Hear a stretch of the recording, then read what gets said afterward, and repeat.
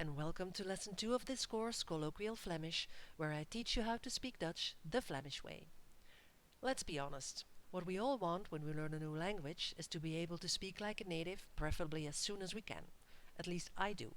I can't wait to reach the point where you are past the basic hellos and goodbyes and you can finally start learning the real language, the language that native speakers use on a daily basis. Colloquialisms, yes. Of course, you already guessed it from looking at my thumbnail.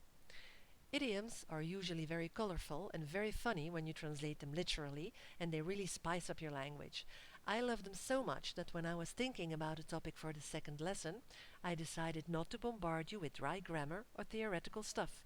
I'll do that another time, but to give you 5 ready-to-use Flemish colloquialisms, so we'll have you sound like a real Fleming in no time. I also decided to choose idioms that have something to do with body parts as a sort of general theme of this first idioms lesson. So, zijde klaar? Dan vliegen we erin. And by the way, that was your first idiom. Number 1. Met zijn gat in de boter vallen.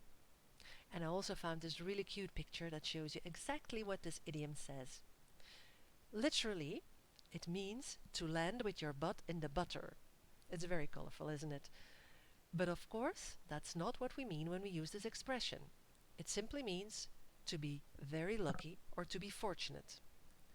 Let's have a look at a few situations in which you can use this expression. For example, your friend is talking about her husband and she's over the moon because he cooks, he cleans, he washes the dishes and even puts the kids to bed. Wow, jij bent met je gat in de boter gevallen, you could say, meaning you are so lucky to have him. Another one. Your friend recently changed jobs and talks about it to you.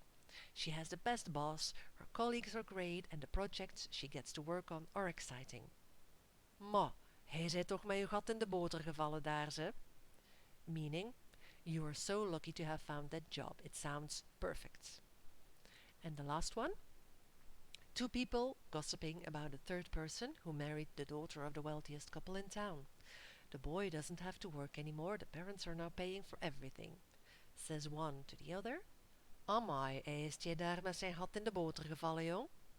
Meaning, he married into a wealthy family and he's really lucky he doesn't have to worry about money anymore. Idiom number 2. Er ligt iets op mijn lever. Literally this means there's something on my liver or I have something lying on my liver, more or less. But of course that's not what we mean when we use this expression. It simply means there's something bothering me or troubling or worrying me. Let's have a look at a few situations in which you can use this expression. Number 1. You see your friend and she's obviously not doing well. You can see something is bothering her, but when you ask her how she's doing, she says everything's fine. You could insist and ask, Allee, zeg een keer, wat ligt er op uw lever? Meaning, come on, tell me, what's bothering you? Other situations as well, most of the same actually, because you can use this whenever you see someone is fretting about something. There are various options, such as, Allee vooruit, vertel een keer, het is dan van uw lever. Meaning, come on, tell me, it's off your chest then. Or, dat ligt nu al zo lang op zijn lever.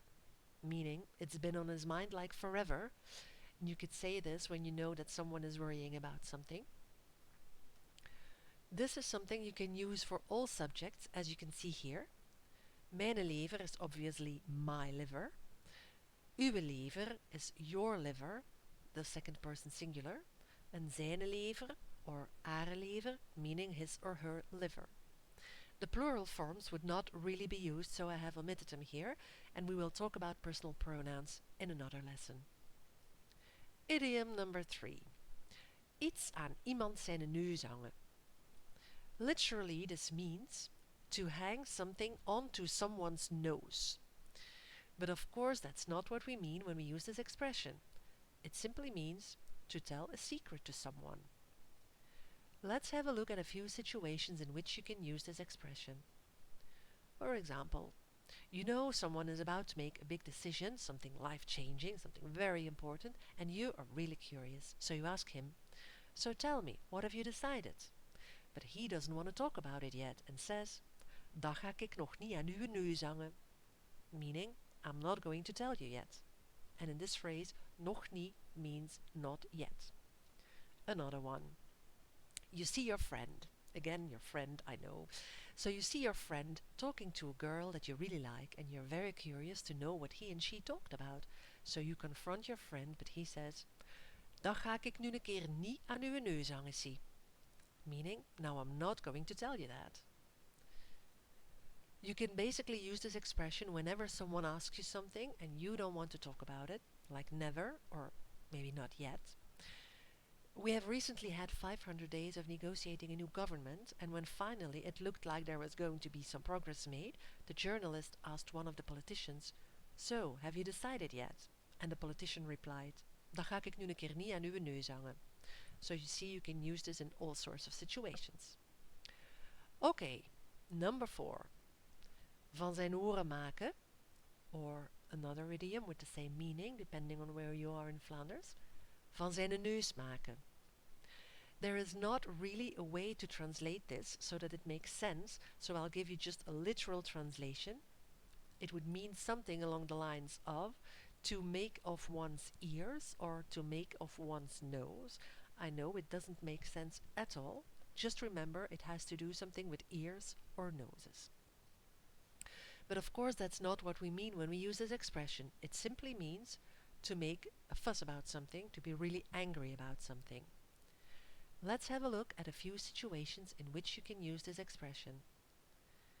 This is an idiom that you can use, for example, when someone is yelling very loudly, your neighbors maybe, and the woman can be heard through the walls. You could raise your eyebrows and say to your partner, "Amai, die kan nogal van haar oren maken hoor." So you see, it always has to do something with an argument. Another one. Imagine your child comes home from school and says the teacher punished him for something that wasn't his fault. You find this unfair, you want to go to school to talk to the teacher and say, "Ah wel, ga een keer van mijn neus gaan maken, zie." Meaning something like, I'm going to give her a piece of my mind. And the last one. You are having a heated discussion with someone, and you try to keep your cool, but the other one is getting really angry and starts yelling at you. You could say then, mostly ironically, "Je moet niet zo van uw oren maken hoor." This idiom can also be adapted according to the person who is making a fuss. So you could say, "Ik ga een keer van mijn oren moeten gaan maken, zeker?" I'll have to go and speak my mind, I guess. Ga jij een keer van uw oren gaan maken. You go and tell them what you think. Or, "Je moet niet van uw neus maken hoor." Don't be mad like that. Ze maakt nogal van haar oren. She's yelling really loudly or she's really angry. Hij is van zijn oren aan het maken. He's making quite a fuss. As I said before, we will talk about all personal pronouns in another video. And then number 5, the last one, which has a little treat for you because you get 2 for the price of 1. Bij taar gesleurd or op flessen trekken. Literally this means to pull by the hair for the first one or to bottle for the second one. But of course that's not what we mean when we use this expression. It simply means to exaggerate enormously or something that is too far-fetched. Let's have a look at a few situations in which you can use this expression. You are explaining a situation to your friend and you're looking for a good example to make a comparison, but you can't really find one. And then you think of something, but it's a bit exaggerated. So you could say, "Ik ben dat hier nu wel op flessen aan het trekken, maar..." And then your comparison. Meaning, I'm exaggerating a bit here, but... And then your comparison. Another example. You're preparing a little get-together at your place. It's nothing much, and you ask your guests to bring a little something to eat. And of course there's always this one person who does a little bit more than the others, and he, or she, comes over with pots and pans filled with food for the whole street. You're appalled because this was not what you wanted, and you say to the other people, your other guests, "Maar enfin, dat is nu toch echt bij taar gesleurd. Ziet dat." Meaning, "My God, that's over the top. Look at that." You could use this idiom in a negative way, like we did in the second example, but it could also be used as a rather neutral expression. Voilà, dat was het. That's it. 5 juicy Flemish idioms that you can start using straight away. If you liked this video, be sure to give it a thumbs up and subscribe to my channel. Let me know in the comments if you would like to see more of these idioms, and I'll make another video. Or 2. Or 3, because we have a lot of these fun expressions in Flemish, and you will not find them in any dictionary, only here. So thank you for watching. Bye bye. Merciekes en tot de volgende.